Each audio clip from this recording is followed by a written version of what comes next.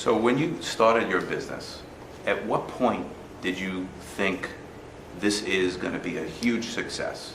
Was it at the beginning? Was it where part of your career did you say this is going to be a huge success? And what drove you there? Well, yeah, I got into the business, the debt collection business, because I was broke. I'd gone bankrupt in the oil and gas business, and I needed something to do, and it looked like something I could find some few dollars to go borrow to get engaged in it.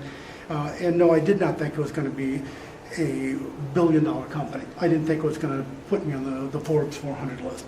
I thought if I was lucky, it would pay the rent. I thought if I was really lucky on day one, I could pay my mortgage, I could buy groceries, I could take care of my kids, I could, feed my wife, I could do those basic Maslow's chart. I was on the bottom of the pyramid. I didn't want this, because that was so far out of my scope. I just wanted this. And then as we did it and became successful at it, as it began to grow, then we began to recognize there were some plateaus. And so I don't think at any one juncture until the last one did we really look out and say, oh my God, look, we have a billion-dollar company. But we saw different places from different positions. It's kind of like Bill Gates or Sam Walton. I don't think either one of them on the eve of their creating their company said, oh, listen, honey, I'm going to go do this, and then it's going to turn into a mega billion-dollar corporation. I think they would be accused of smoking dope or something if they said that. So you've definitely ridden the waves up and down a few times. So when you're at the bottom, what are you thinking of? And if you're at the bottom for the second time, you're risking everything, you're only going up, what goes through your mind? Well, you take inventory of who you are and what you have left when you fail. And I have failed several times. I've failed a number of times in my life, and I'm not ashamed, embarrassed, awkward by that. I'm an entrepreneur. That's what entrepreneurs do. We succeed and we fail. There are two sides to the equation. There's the yin and the yang. We want big rewards, which means we have to take big risk. Well, inherent in taking a big risk is the likelihood of failure. It is, in fact, more likely than not that we will fail. In fact, it is so likely that we will fail, most people won't do what we do. Therefore, we should embrace failure as just part of the process. It's just part of what's happening. And when you get failure relegated to that level where it's kind of, not a boogeyman in the closet, right, but it's just it's like saying, well, I get a cold during the winter. Okay, I get a cold during the winter.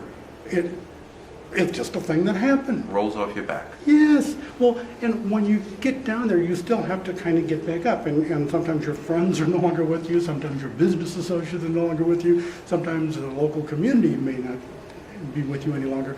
And you have to do that introspective, what do I have left? What do I still have, even if they take away all your money and they take away all your possessions, they take away all your stuff?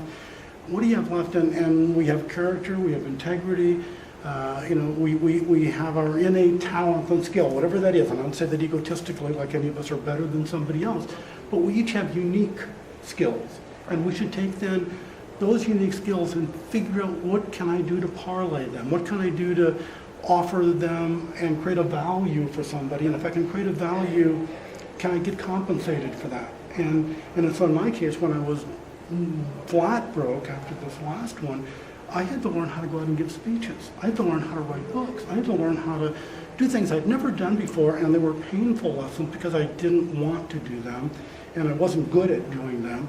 So I had to learn a whole new craft, because all I had left was a story. Right.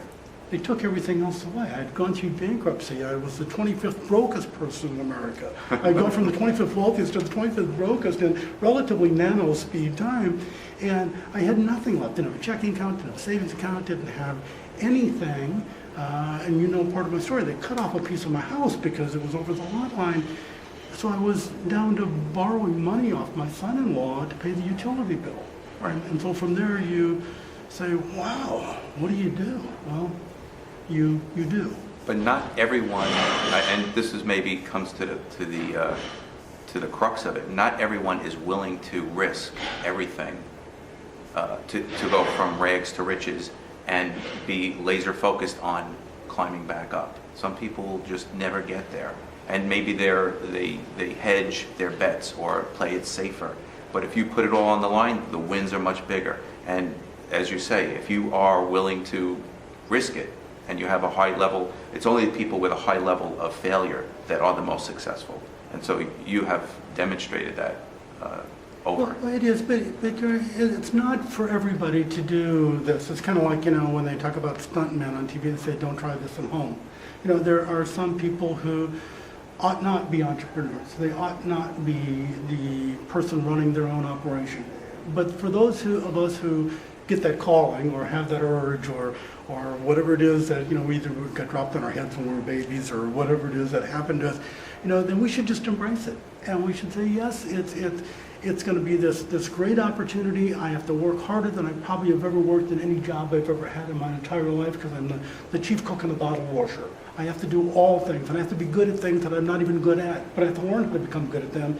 And then I have to seek and bring people around me who are also foreign to me, but necessary in the equation. And if you can do that without that fear, that ever-present fear of failure, then the rewards are phenomenal. The rewards, can you imagine, in my case, in 1997, my take-home pay was $100 million. $100 million. Now, that's absurd. I was going to call it obscene, but it's not. It's absurd. It's not obscene.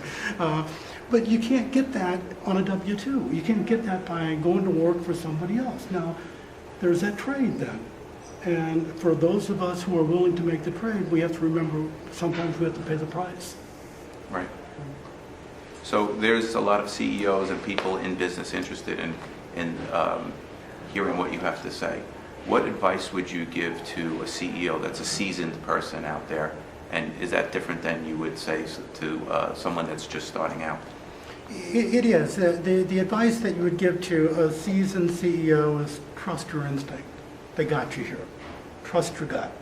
You are smarter than you think you are. You know more than you think you know, and you're probably right the first time.